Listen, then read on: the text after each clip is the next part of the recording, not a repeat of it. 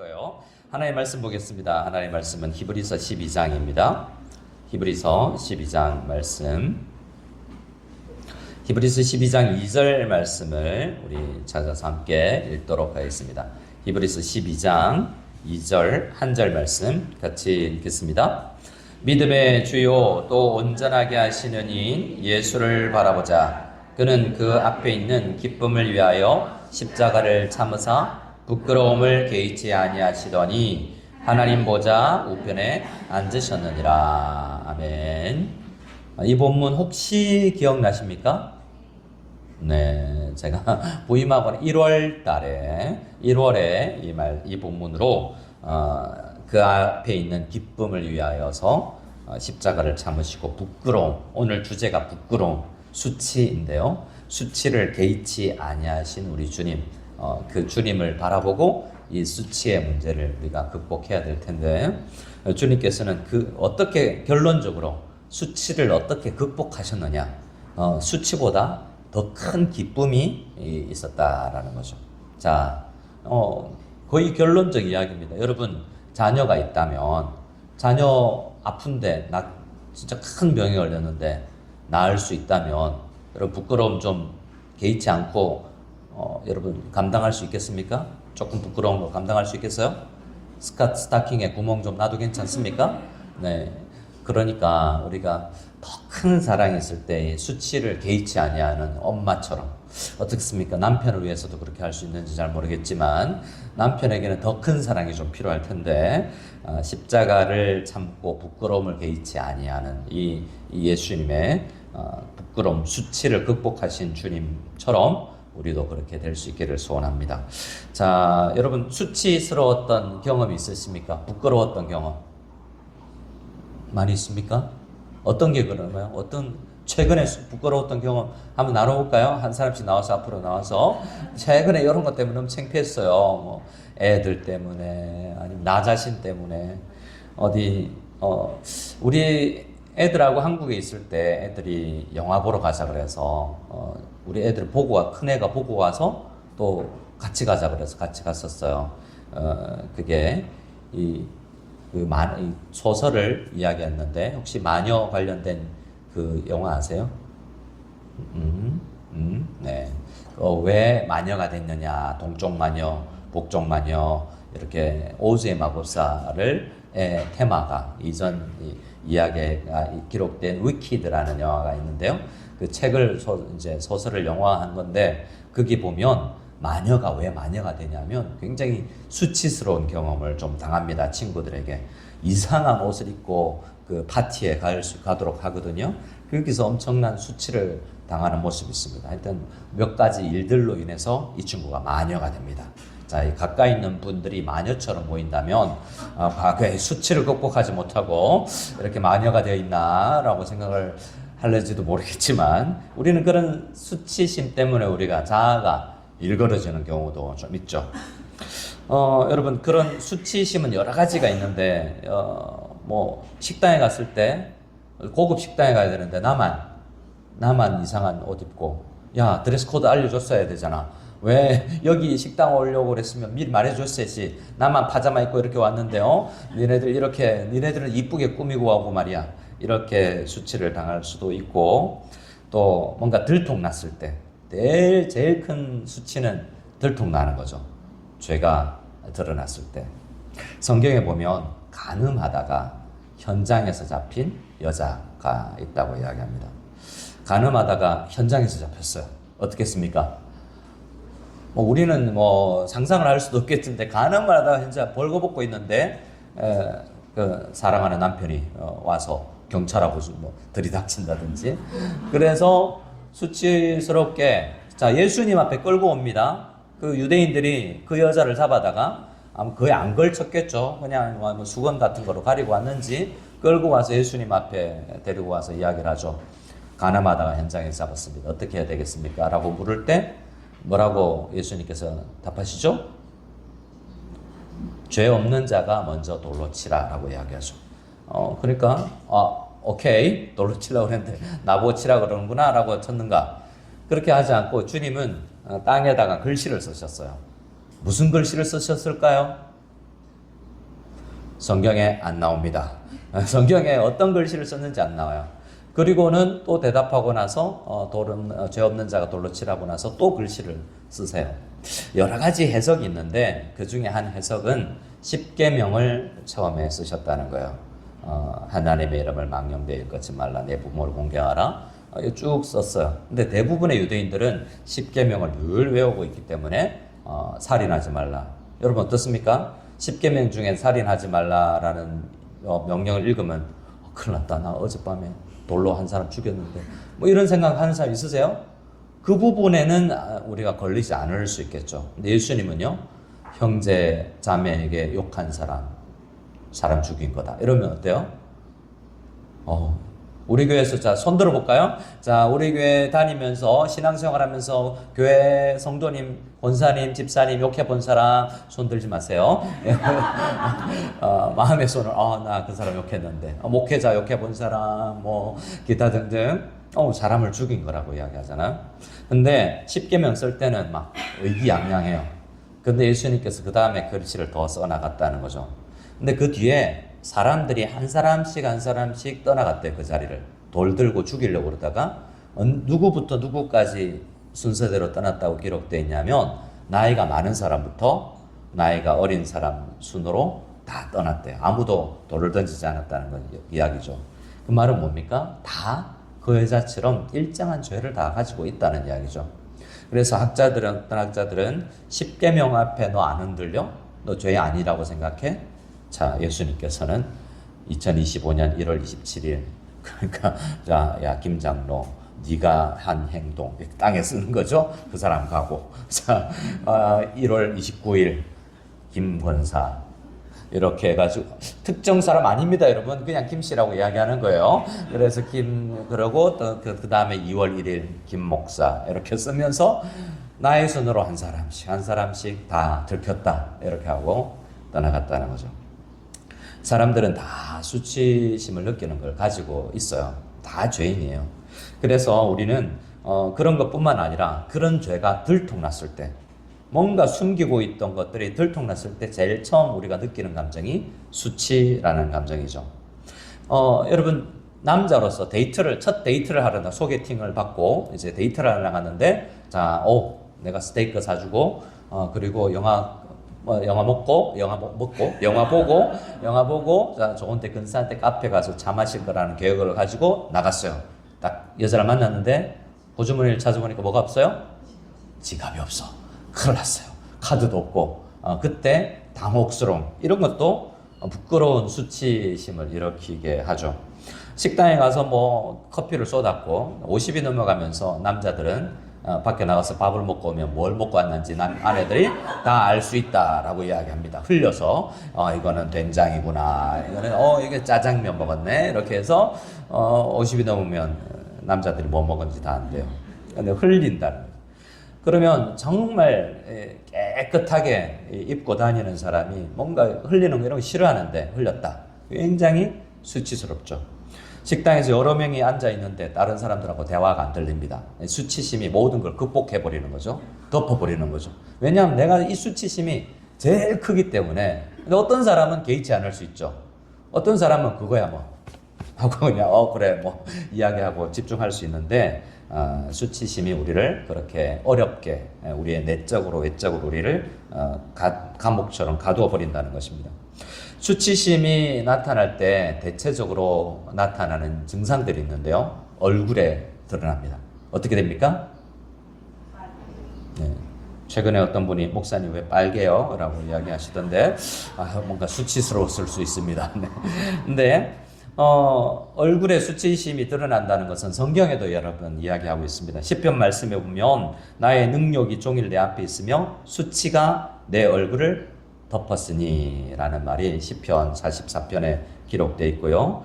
또 시편 83편에 보면 여호와여 그들의 얼굴에 수치가 가득하게 해주십시오 라고 하는 것처럼, 수치가 있으면 내면에서 일어나는 감정인데 얼굴에 이렇게 표현나는 거죠. 그래서 수치심은 얼굴의 표현뿐만 아니라 그 수치가 모든 다른 환경들을 덮어버릴 정도로 큰 역할을 합니다. 그만큼 고통스러운 것이죠. 그러니까 수치심이 또 있으면 또 어떤 증상이 있냐면 따라합시다. 숨게 됩니다. 네, 숨어본 적 있으세요? 어릴 때 제가 고모 집에 시골에 있는 고모 댁에 놀러 갔는데 시골에 농사 짓는 저희 집도 서울 기준으로는 시골이지만 논밭이 없었어요. 그래서 저희 동네는 그나마 공장 있고 이런 동네인데 더 시골에 한 30분 차로 나가면 그냥 농사 짓는 고모 집이 있었거든요. 근데 이 시골 사람들이 학교를 많이 안 다니는 분들이 꼭 아들 잘못했을 때 빨가벗겨서 이렇게 집을 그런 경우 있습니까? 정말 그 형님이 제가 초등학교 때인데 그 형님이 중학생인가 그랬거든요. 근데 대낮에 아버지가 빨가벗겨서 대문 밖으로 내보내는 걸 내가 목격을 했어요. 간접적으로 얼마나 이게 충격이었는지 큰일 났다. 근데 옛날에 제가 다녔던 국민학교 연식이 나오네요. 국민학교 초등학교입니까? 국민학교세요? 비슷하군요. 오여전도에나 저나 국민학교 우리 다 국민학교군요. 근데 소학교도 계시는군요. 네. 죄송합니다. 네, 예, 죄송합니다. 국민학교 때 옛날에는 요즘에는 그러면 정말 학대 수준으로 감옥 갈 텐데 저 어릴 때 우리 선생님이 뭔가 잘못했는데 애들을 볼기를 벗겨서 엎드려 버쳐를 했었어요. 그때는 그래서 남녀가 같이 한 반에 있지 않습니까? 초등학생이라도. 그런데 학교를 마치면 책상 앞으로 쭉 밀고 나무바닥을 걸레로 닦고 쭉 이제 그 분단이 청소하고 가고 그랬거든요. 근데 보니까 실적철적 여자애들이 보고 이러는 현상을 제가 봤거든요. 얼마나 창피스러워요. 그렇게 그러면 어디라도 숨고 싶죠. 우리 그런 표현을 있지 않습니까? 쥐구멍이라도 들어가고 싶다, 찾고 싶다 라는 만큼 우리는 숨고 싶죠. 그래서 죄가 인간에게 들어오고 나서 제일 처음 나타난 현상이 숨는 것이었습니다. 수치심을 느끼는 것이었고, 그래서 벌거벗었으나 그들은 수치심이 없었는데 죄가 들어오고 나서 아담과 하와는 하나님을 피해서 나무 뒤에 숨었어요. 그래서 이 부끄러움을, 이 수치를 가리려고 했던 것이죠. 그리고 수치를 당하면 반대로 수치를 다른 걸로 덮어버리고자 폭력을 가하는 경우도 있다라고 이야기합니다. 수치를 당하면 나를 수치스럽게 한 녀석 나와 이래서 폭력으로 그것을 이제 나에게 수치심의 원인이 된 그것을 제거하려는 경향이 있을 수 있죠. 이렇듯이 우리는 수치심은 다양한 것들이 우리에게 수치를 일으킵니다. 어떤 잘못된 것이 드러났을 때, 내가 죄인이고 죄를 지었는데 그것이 드러났을 때, 감옥에 가면 여러분 사람들이 죄인이라고 느끼지 않는데요. 제가 한번 말씀드렸는데 제가 저기 경기도 어디에 있는 교도소를 들락거렸거든요. 그래서 교도소를 들락날락 했었어요. 그래서 왜냐하면 거기 설교하러 교도소에 기독교 사립교도소를 만들기 위해서 소망교도소라고 시범적으로 여주교도소에다가 우리가 한 팀을 만들고 제자훈련하고 성경 가르치고 했었거든요. 근데 그 소장님이 저희에게 가르치는, 목사님 설교하실 때 죄인이라는 단어를 쓰지 마시기 바랍니다 라고 했는데, 교도소 수감되어 있는 사람한테 죄인이라는 단어를 안 쓰면 어디서 쓰겠어요? 죄를 이야기하지 않으면 복음을 이야기할 수가 없는데 말이죠. 근데 왜 그렇습니까? 그들은 죄인이라고 느끼지 않습니다. 왜요? 들켰다라고 생각하죠. 여기 안에는 들킨 사람이 있고 밖에는 누가 있어요? 안 들킨 사람들만 있는데, 이 구분이 들킨 죄인과 안 들킨 죄인이 있을 뿐이지 또 재수 없다 이렇게 생각하는 사람들이 많이 있더라는 거죠. 들켰다라고 생각할 때, 잘못이 들켰을 때 우리는 죄책감을, 수치심을 느낍니다. 실수도 우리를 부끄럽게 하죠. 수치심을 일으키게 하죠. 또 수치심이 있는 건 우리가 외모적인 이 아름다움이 가려졌을 때, 여러분 한참을 돌아다녔는데 스타킹에 코가 나간지도 모르고 한참을 돌아나가는데 자크가 내려간지도 모르고 한참을 다녔다든지 나중에 그리고 뭐 화장을 하러 나갔는데 땀이 났는지 눈물 흘렸는지 마스카라가 이렇게 번져가지고 펜다가 돼 있는데 자기는 모르고 우리 BGC 돌아다니고 알바무 돌아다니고 이러다가 집에 와서 발견했어요. 우와, 얼마나 수치스럽겠습니까? 외모상의 결점들이 있을 때 수치스럽겠죠. 그래서 마치 이런 것들은 사람에 따라서 마치 알몸으로 서 있는 것처럼 이 감정이 난다는 거죠. 이 수치심은 또 다 있지만 저마다 어떤 해당되는 포인트가 다를 수 있어요. 중국에 있을 때 중국 사람들은 그렇게 밖에 잠옷을 입고 돌아다녀요. 그런 거 보셨습니까? 겨울에도 두꺼운 잠옷을 입고 아래 위로 입고 다녀요. 여러 가지 이유가 있는데 우리는 잠옷 입고는 밖으로 잘 안 다니거든요. 근데 얼마 전에 우리 한막내 권사님이 권사님들한테 선물한 옷이 잠옷이냐 아니냐 뭐 이런 이제 논란이 좀 있었지만 잠옷이 아닌 걸로 외출복으로도 쓸 수 있는 걸로 그것 입고 돌아다니는 사람이 있거든요. 저희 집에도 있습니다. 네, 그래서 예, 그건 수치스러운 게 아닙니다. 그건 잠옷이 아니에요. 외출복이에요. 그래서 근데 분명히 중국 사람들은 잠옷인데 밖에 입고 다니는 거예요. 왜 그럴까라고 물어봤더니 어떤 한 학설까지는 안 해도 한 이야기가 옛날에 이 사람들이 외국 사람들이 들어왔을 때 집에 아떼처럼 일하는 사람으로 외국인들 집에 가보니까 부잣집에 가니까 부러워하는 스테이크 먹는 사람들 집에 가니까 잘 때 잠옷 입고 자더라는 거죠. 그래서 이게 부의 상징이 된 거죠. 잠옷이. 근데 잠옷을 입고 집에서 자면 누가 봐요, 안 봐요? 잠옷이 있는지 좋은 잠옷이 있는데 아무도 안 보는 우리 집 사람들만 보는 거예요. 그러니까 지금 그걸 입고 밖으로 나오기 시작했다. 뭐 이런 이야기가 있습니다. 뭐 그런지 아닌지 중국에도 과거에도 잠옷은 있었으니까 이 서양식 잠옷을 나도 있다라는 걸 자랑하고 싶어서 나오는데 우리는 부끄러워서 한국 사람들은 그걸 못하죠. 그래서 결점이 있거나 뭔가 부족하다라고 생각할 때 우리는 수치심을 느낍니다. 근데 수치심을 잘 생각해 보면 뭔가 자기가 부족하고 결함이 있다라는 것 때문에 수치심을 느끼잖아요. 그래서 사람들은 그 수치심을 가리기 위해서 사실 하나님 아닌 다른 것들로 그 수치를 가리려고 한다고 합니다. 성경에서는 그걸 우상이라고 그런 거예요.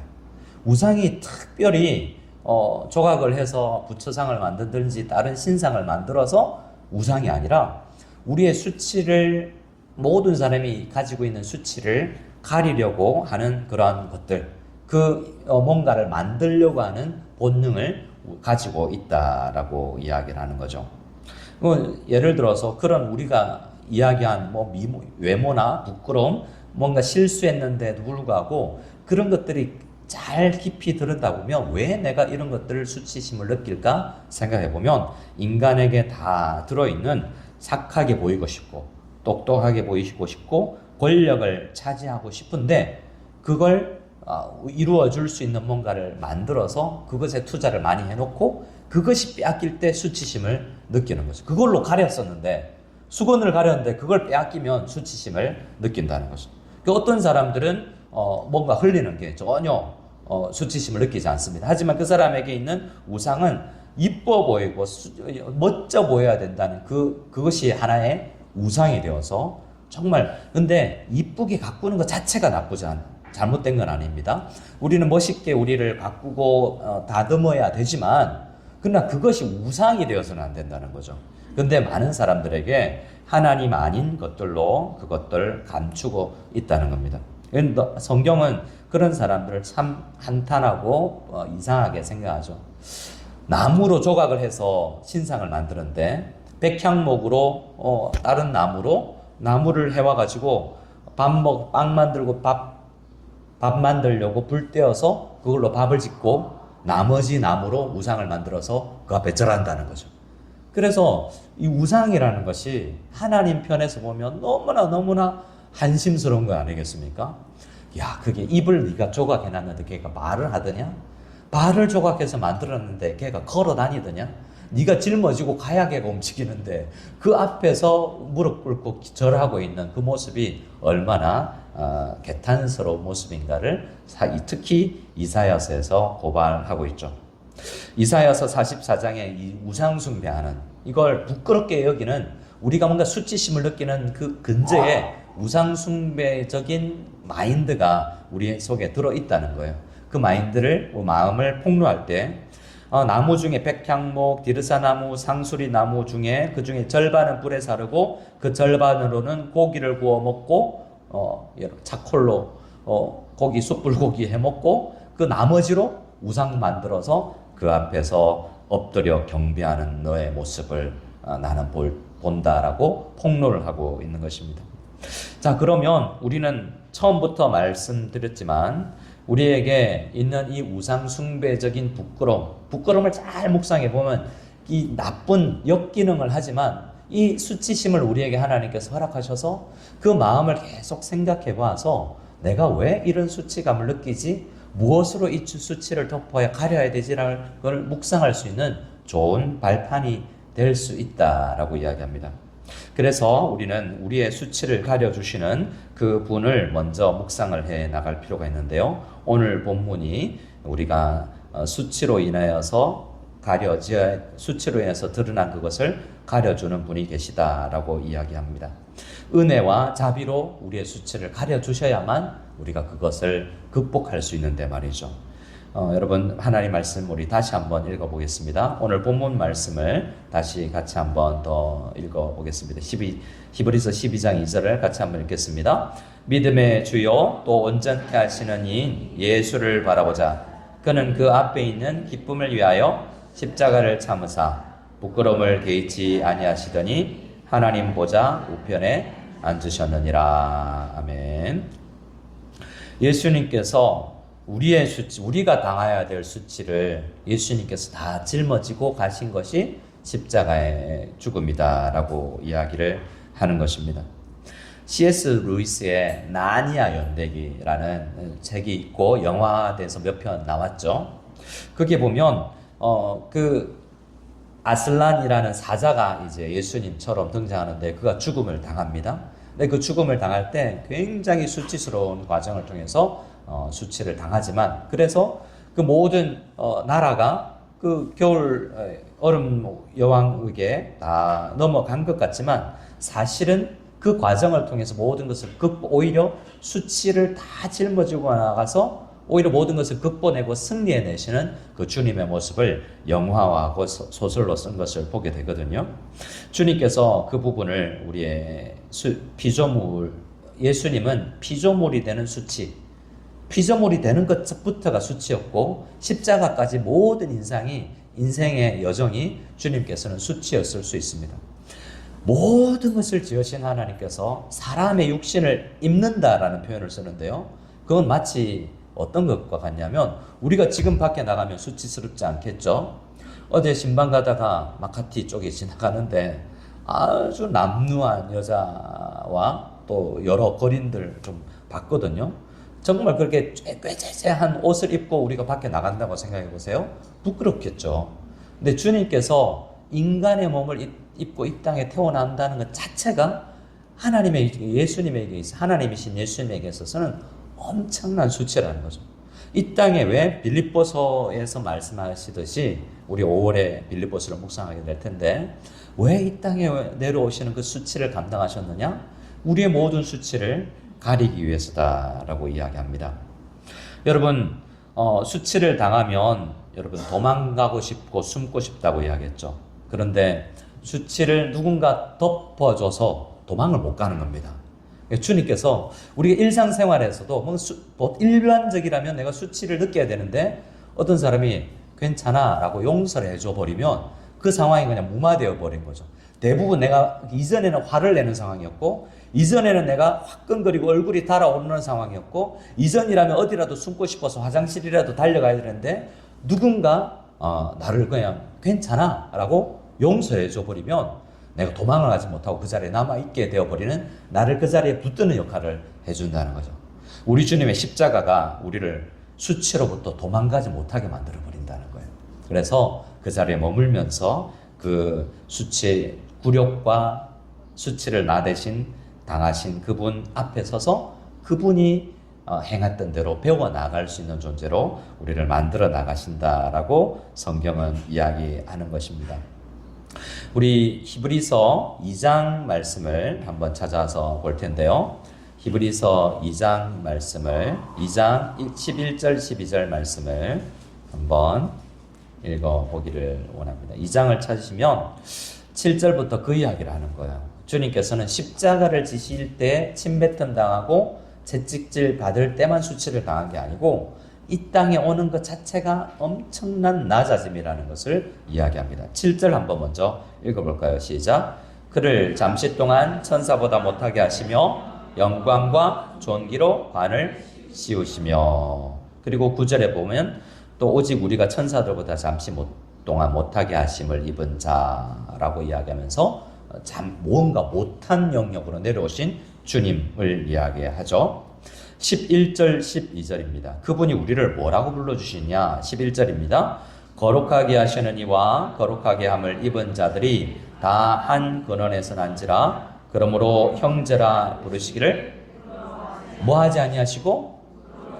자, 우리와 실제로 예수님께서 사람이 되셨다는 것을 형제로 표현하고 있는데, 예수님이 우리와 똑같은 사람처럼 보인다는 거죠. 왜냐하면 육신을 입으셨기 때문이에요. 근데 그것 자체도 부끄럽게 여기지 않았다라고 이야기하고 있지 않습니까? 우리 형제 자매를 구원하기 위해서 우리를 구원하는 기쁨이 너무너무 크기 때문에 그 수치를 개의치 아니하실 정도로 우리를 사랑하셨다라는 겁니다. 자, 이 대목 우리 12절을 또 한번 볼까요? 12절을 같이 읽겠습니다. 이르시되 내가 주의 이름을 내 형제들에게 선포하고 내가 주를 교회 중에서 찬송하리라 하셨으며. 아멘. 여러분, 우리가 아가서를 이제 묵상할 텐데, 아가서를 읽는 두 라인이 있다고 제가 새벽에 말씀드렸어요. 하나는 실제 하나님이 창조한 부부가 오직 한 사람, 한 남자는 한 여자만, 한 여자는 한 남자만 사랑해야 된다는 것, 그렇게 사랑할 수 있다는 것을 우리에게, 이렇게 나이가 들어도 우리가 그 20대처럼 사랑할지 않을지라도 부부가 이렇게 사랑해야 된다는 걸 우리에게 알려주고 있는 책이 아가서이기도 하고, 또한 하나님께서 우리를 얼마나 사랑하시는가, 하나님과 교회의 관계를 에베소서 5장에 가면 부부를 이야기 쭉 하면서 내가 교회 이야기한다라고 사도 바울이 이야기하잖아요. 하나님께서 교회를 얼마나 사랑하시는가에 대한 이야기가 또한 아가서이기도 하다는 거죠. 성경은 제가 새벽에도 말씀드렸지만 결혼 이야기에서 결혼 이야기로도 끝난다고 말씀드렸어요. 성경은 나무 이야기에서, 창세기의 나무 이야기에서 요한계시록의 나무 이야기로 끝나기도 하지만 창세기의 남녀의 결혼 이야기로 시작해서 교회와 신랑 되신 예수 그리스도의 결혼 이야기로 끝나는 책이 성경책이기도 하죠. 그래서 아가서는 그 둘 다를 종합해서 우리에게 이야기를 해준다는 겁니다. 근데 아담이 하와를 처음 만났을 때 뭐라고 이야기했어요? 옆 사람한테 고백해 봅시다. 내 뼈 중에 뼈요, 살 중에 살이로다. 옆 사람 살을 좀 만지면서 내 살 중에 살이로다. 뭐 이게 보세요. 아가서가 노래 중에 노래, Song of Songs라는 노래 제목이에요, 영어로. 노래 중에 노래, 살 중에 살, 뼈 중에 뼈라는 건 그 최상급의 칭송의 표현이거든요. 근데 아담이 처음 하나님의 주례로 아내를 만났을 때 그 여자가 너무너무 귀해 보이는 거죠. 가시밭에 백합하여 그대의 눈은 비둘기 눈 같으며 나의 꽃사슴, 이러면서 늘 들으시니까 식상하시구나. 네. 근데 그렇게 표현해 줬잖아요. 아담이 하와를 보고. 근데 죄가 들어오고 나서 어떻게 했어요? 그 여자가, 하나님께서 나한테 만들어준 그 여자가 이렇게 변화됐지 않습니까? 근데 서로는 이렇게 사랑하지 않고 아내와 남편 관계도 오래 가지 못해서 식상해지는, 그리고 다른 데로 눈이 돌아가는 그런 현상이 우리에게 일어나잖아요.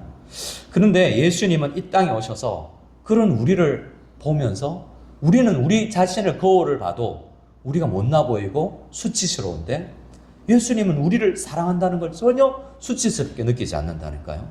그래서 우리 그리스도인들에게 있는 자존감이 무엇입니까? 나를 보고 나는 주님 저는 까무잡잡해요. 저는 냄새나요. 저는 키도 작아서 저는 못났어요. 다양한 저는 배운 게 없어요. 저는 외모가 이래요. 저 권력도 없습니다. 그래도 주님은 나 너 사랑해. 나의 모든 기쁨이 너희에게 있다라고 먼저 우리와 사랑을 하고 결혼을 해줘 버리시잖아요. 나를 위해서 십자가를 난 전혀 하나님 앞에 부끄러워서 숨어 있는데 주님은 이미 우리와 이 관공서에 가서 결혼 신고해 버린 거예요. 그리고 나서 우리는 그분의 사랑을 알아갑니다. 그게 우리 인생이에요. 그래서 우리는 예수님과 이미 결혼한 상태에서 시작을 하는데요. 친밀도는 없는 거죠. 아가서는 뭘 이야기한다고요? 성도는 결혼했다면 더 친밀하게 주님과 교제해야 된다. 그 친밀도를 우리가 나중에 찬양 드릴 그 충만이라는 거예요. 주님으로 가득 차야만 우리가 자존감이 있을 수 있습니다. 수치심을 극복할 수 있어요. 주님께서 나를 사랑하신다는 그 말, 그게 다른 모든 검사들이 와서 야, 너 죄졌잖아. 너 간음했잖아. 너 간음해서 현장에 잡혔잖아. 너 실수하잖아. 너 교회에서 너 그렇게 잘못하잖아. 너 그래가지고 너 설교자가 되겠니? 너 목사 맞아? 너 권사라며. 수많은 공격들이 우리에게 들어와서 우리를 부끄럽게 하지만 주님은 우선 우리에게 찾아오셔서 나 너 안 부끄러워.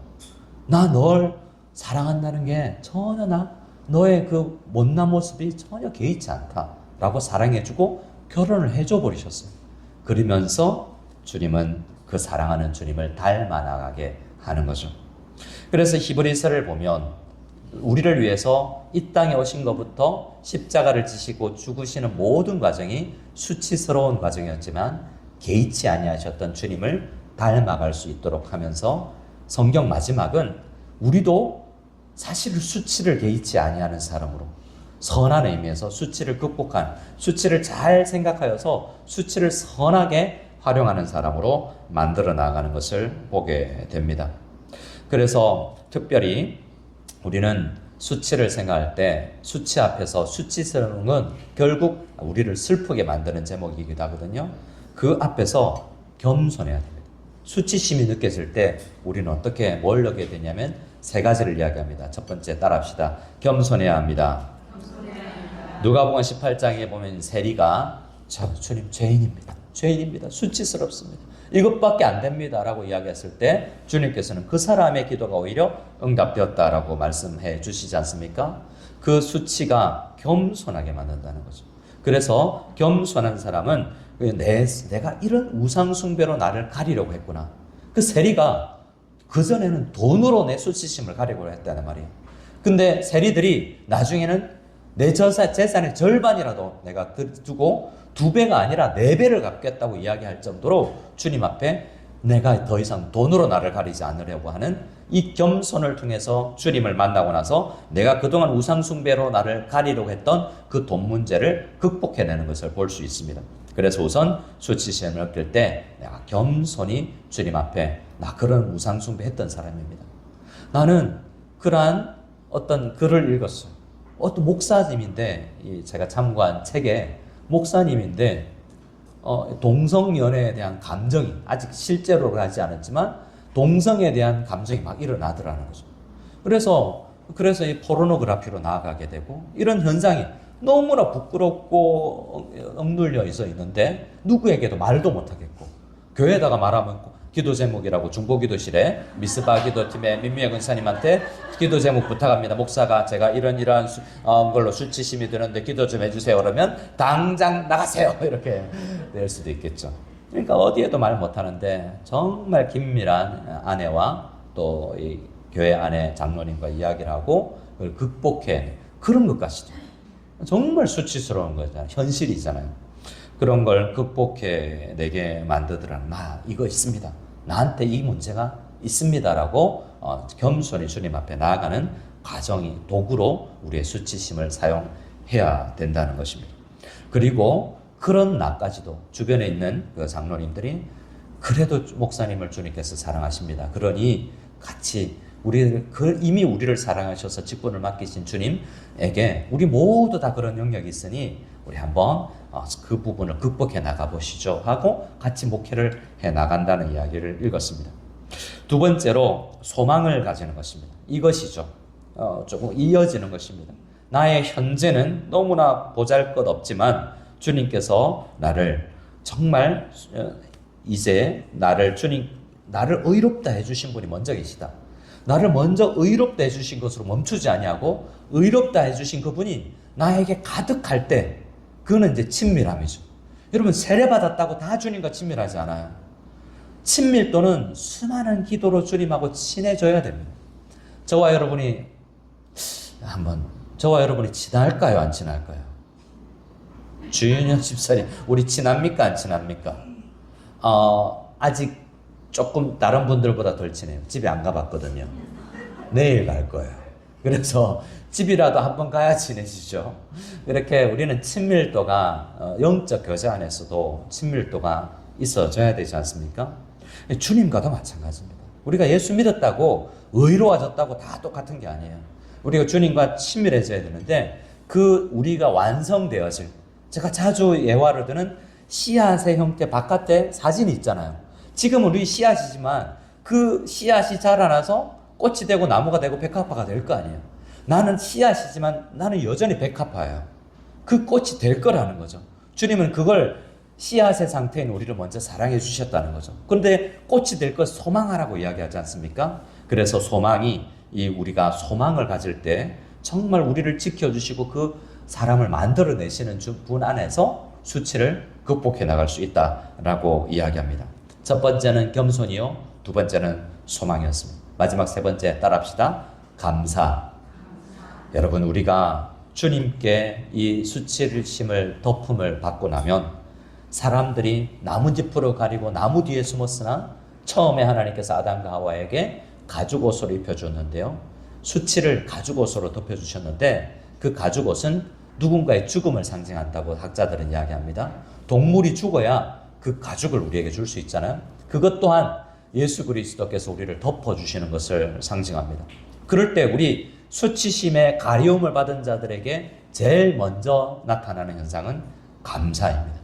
감사는 뭐로 연결됩니까? 예배자가 되게 하죠.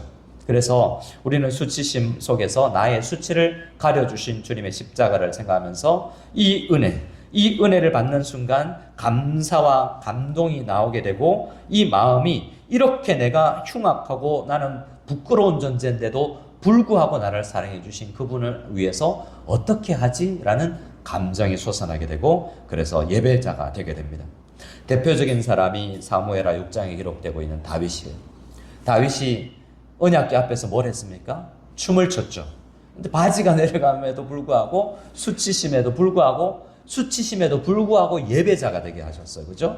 이 보통이라면 왕의 수치심이 너무 부끄러워서 뭔가 빨리 바지를 끄집어 올리고 가리려고 할 텐데 예배하는 게 더 중요했다는 겁니다. 그만큼 하나님께서 나를 수치를 가려주신 것이 더 감사했다라는 것입니다.